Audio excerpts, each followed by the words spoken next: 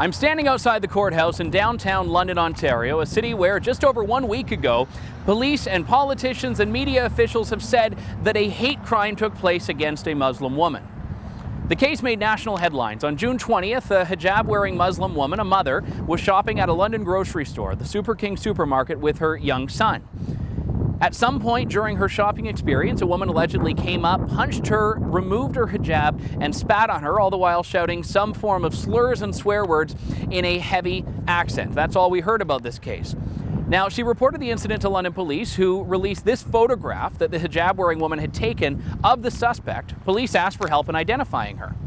Just 2 days later, London police announced that they had arrested a 38-year-old woman with assault. Not a hate crime, not a hate-motivated crime, but just common assault, like anyone who's charged in a bar fight would have leveled against them. Now, something about this didn't sit right. The London police, when they announced the charges, did not name the actual suspect, which was a bold departure from their typical strategy and their typical practices. No media coverage identified the woman by name.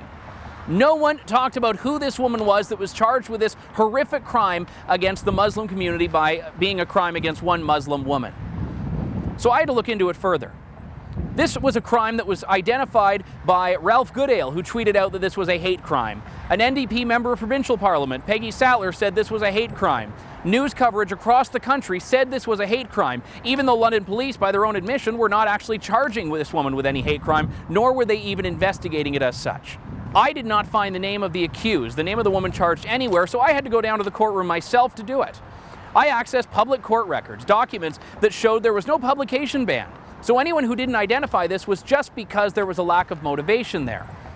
And for the first time anywhere in the country, I can tell you the name of the woman charged. 38-year-old Sheila Shaddai of London is accused of committing this assault. Now, there's a hitch, and this might explain why no one wants to talk about who the actual alleged suspect is in this case. And that's that at her preliminary hearing, just a few days after the assault occurred, Sheila Shaddai appeared with a Farsi interpreter. Now, Farsi is a language spoken predominantly in Iran. In fact, very few places elsewhere other than Iran actually speak that language.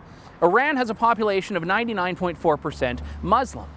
So we don't know anything about this woman yet. We don't know anything about her motivations. What we do know is that this may not be your run-of-the-mill white person, sees a Muslim person, doesn't like them, and attacks them the way the media would have you believe is occurring in epidemic proportions. And now that this has happened, now that this case is actually pending, the media has been absolutely mum on the actual details, instead still speculating as to what the motivation may have been. Many people have already leapt to conclusions, even though the facts just don't seem to add up to that. But here's what we do know. Sheila Shaddai is set to appear in court again on July 7th, and I will be there because you bet your bottom dollar no one from the mainstream media wants to call out this case for what it actually is. It just doesn't fit the narrative. For the Rebel.media, I'm Andrew Lawton. Thanks for watching. Click here to never miss a Rebel update. Want even more of the Rebel? Well, click here to become a premium member.